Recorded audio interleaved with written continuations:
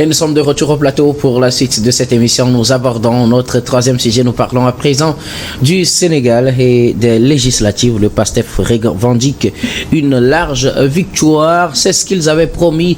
C'est ce qu'ils ont d'ailleurs demandé aux Sénégalais à la dissolution de l'Assemblée nationale. Le président Bassirou Diomaye Faye avait demandé la confiance des Sénégalais pour pouvoir dérouler son programme de société lors des législatives anticipées de ce dimanche 17 novembre. Le PASTEF s'en sort avec une grande majorité. Ils avaient voulu avoir 150 sièges sur les 165. Selon les décomptes faits par les médias, ils ont environ 130 sièges. Nous en parlons avec nos invités. Je commence par vous, Thierry Afanoukoui. Le PASTEF s'en sort avec une grande majorité. Ils revendiquent leur victoire dès les premières heures de la clôture des bureaux de vote. Victoire confirmée par les médias. Le PASTEF est en longueur d'avance, une grande longueur d'avance par rapport aux autres partis politiques au Sénégal. Oui, et c'est tout à fait normal parce que le PASTEF vient d'arriver au pouvoir avec l'élection de Diomaye Faye à la tête du Sénégal. Quoi de plus normal que les Sénégalais leur renouvellent leur confiance afin de leur permettre d'avoir les coudées franches pour dérouler leur programme de campagne qui a été présenté il y a encore quelques jours avant le début de la campagne des élections législatives. Maintenant que le PASTEF est en train d'avoir le contrôle total de l'Assemblée nationale, je crois que il y a plus à se plaindre, il y a plus à attendre quoi que ce soit. Le PASTEF au pouvoir doit se mettre au travail pour apporter la solution aux problèmes auxquels les Sénégalais sont confrontés. Ils ont promis la rupture. C'est le temps de la rupture qui est définitivement sonné pour eux parce que ils ont l'exécutif, ils ont le législatif, donc quoi de plus normal qu'ils puissent dérouler leur programme. Aujourd'hui, les Sénégalais attendent à ce que cette rupture dont ils ont promis puisse se traduire dans les faits. Les Sénégalais attendent les réformes économiques dont ils ont promis. Et les Sénégalais attendent les réformes sociales. Vous n'êtes pas sans savoir qu'aujourd'hui au Sénégal, il y a cette situation où c'est difficile pour il y a la vie chère, c'est difficile pour les Sénégalais de vivre. Il faut rapidement fermer la page des élections. Je crois que jusqu'à vendredi, on aura les résultats définitifs, mais encore provisoires au niveau de l'organe de l'organe de recensement des votes et le temps pour la Cour constitutionnelle de se prononcer définitivement sur ces élections-là. Il y a des leçons à tirer de ces élections, c'est que une fois encore, les Sénégalais ont fait preuve de leur maturité politique. C'est vrai que à un moment donné, il y avait des tensions pendant la campagne, mais depuis hier, ils sont allés voter pacifiquement et depuis la fermeture des bureaux de vote, les résultats ont commencé par tomber et l'avantage du Sénégal, c'est que ces résultats-là sont donnés par des médias. Au fur et à mesure que ces résultats-là sont compilés et ça fait que il est difficile de parler de fraude, même s'il n'y a pas d'élection à 100% sans fraude. Donc, il faut féliciter la démocratie sénégalaise. Les vaincus ont appelé, ou du moins ont félicité les vainqueurs. C'est à saluer. C'est à tout honneur pour les Sénégalais. Et je crois que ceux qui ont perdu ces législatives-là vont jouer aussi leur rôle de la minorité, leur rôle d'opposant pour permettre au pouvoir d'être, ou du moins à la gestion du pouvoir d'être équilibré. C'est très important. Maintenant, cette victoire-là du PASTEF, je suis en train de voir un schéma qui se dessine. Vous n'êtes pas sans savoir que Diomaye Faye est devenu président du Sénégal parce que Sonko était empêché d'être candidat et quand il est arrivé, étant donné qu'ils n'ont pas la majorité à l'Assemblée, Sonko était fait Premier ministre. Maintenant qu'ils ont la majorité, je vois un schéma qui est en train de se dessiner, c'est que Sonko du jour au lendemain certainement va prendre la tête de l'Assemblée nationale et là, parce que dans le rôle de Premier ministre, des fois on a l'impression que il y a chevauchement.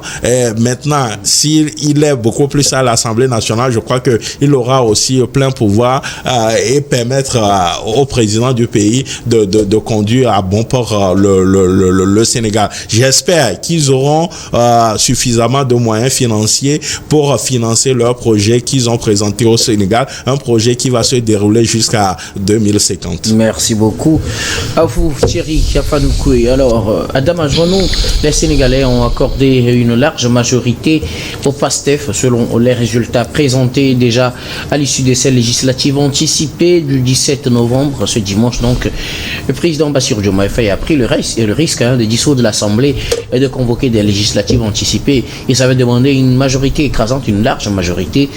Ils n'ont pas eu exactement, selon les décomptes présentés par les médias, le nombre de députés qu'ils ont promis avoir ou bien qu'ils ont demandé aux Sénégalais, mais ils ont une très grande majorité.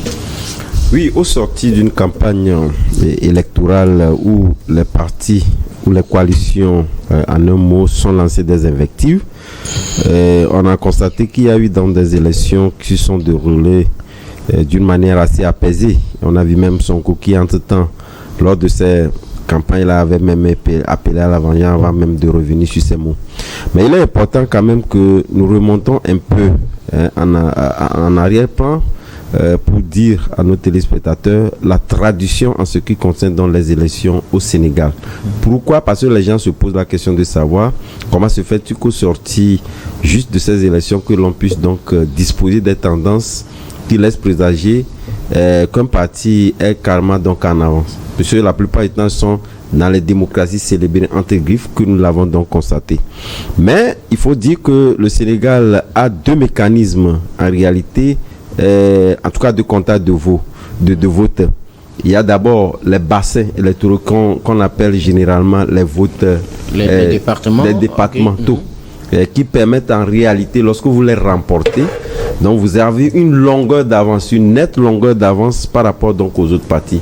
Puisque les gens se sont posé la question de savoir, en tout cas l'organe de comptage des voix ne s'est pas encore prononcé, mais il y a le président même Macky Sall qui a félicité le PASTEF pour avoir donc remporté ces élections-là.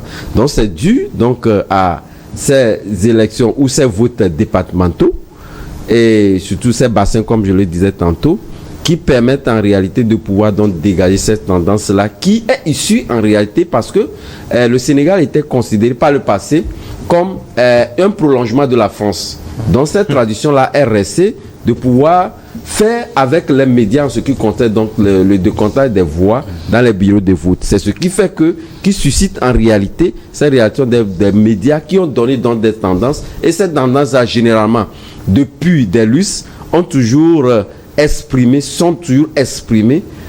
en faveur de cette tendance-là de ces médias-là. Donc, il n'en demeure pas moins que les gens puissent donc s'attendre à autre chose que ce qui est dit, plus ou moins, peut-être avec des marges d'écart. Maintenant, revenons donc à cette raz-de-marée, parce qu'il faut le dire ainsi, du passé qu'on n'attendait pas venir. Puisque pour moi, les Sénégalais avaient soif d'un programme de société émis par le duo Diomaye Faye et Sonko.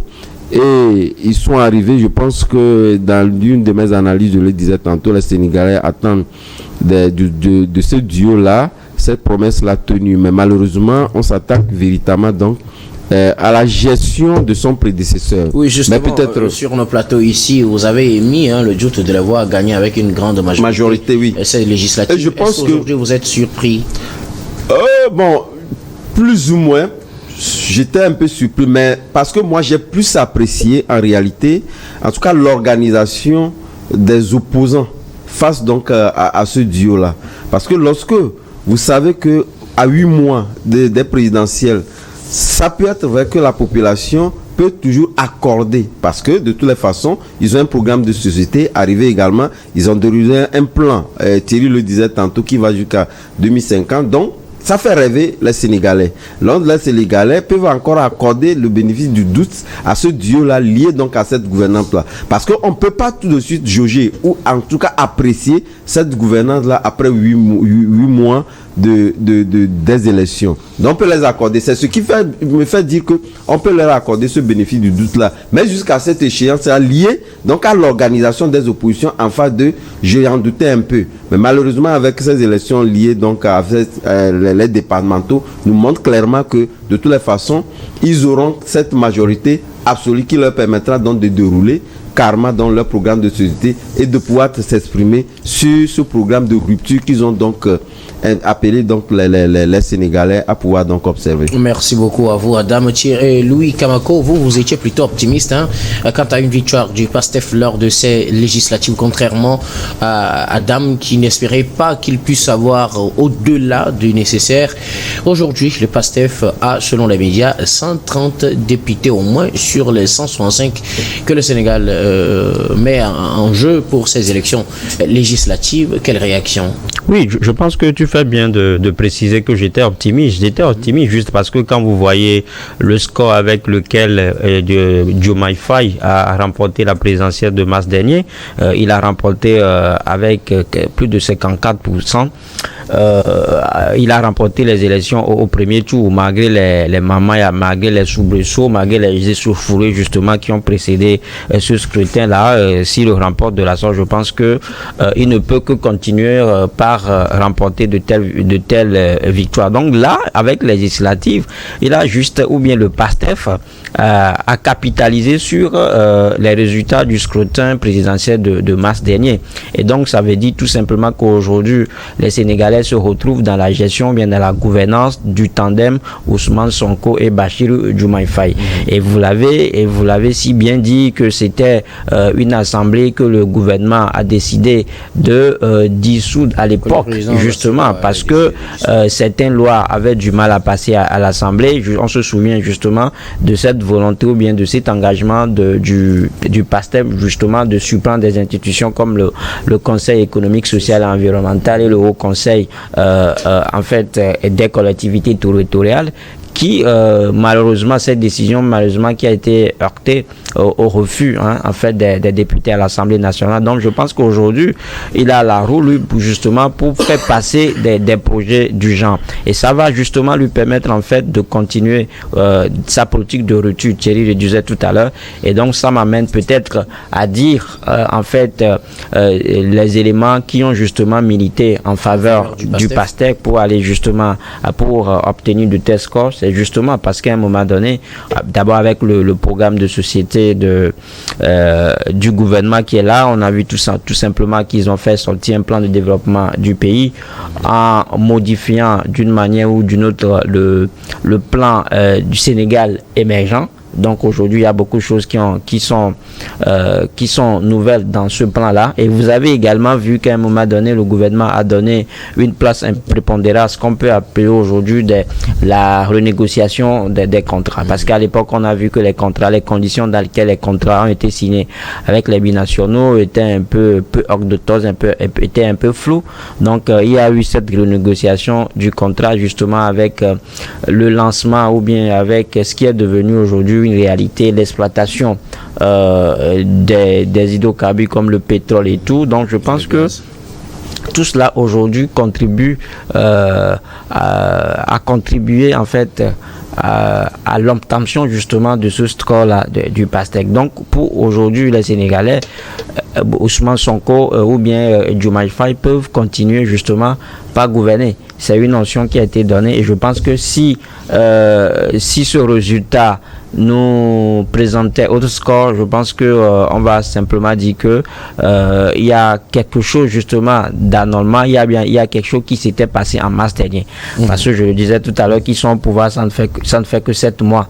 Et si un semestre après on organise les élections et que vous n'êtes pas plébiscité, ça veut dire ça remet en cause propose en fait l'élection présidentielle. Donc je pense que ce n'est qu'une chute logique en fait de ce qu'on a eu à constater en mars, et ça maintenant ça va donner la roue libre au PASTEF de continuer par gouverner. Et ce qui est intéressant, c'est justement la réaction, la vague de félicitations qui a justement suivi cette élection. Donc bravo à tous ces Sénégalais là, bravo justement à Marie Sagnan pour son retour à l'Assemblée nationale sénégalaise. Merci beaucoup à vous tous pour vos contributions. Nous allons marquer la pause, puis on reviendra tout à l'heure pour la dernière partie de cette émission, dernière partie que nous allons bien évidemment consacrer au Togo.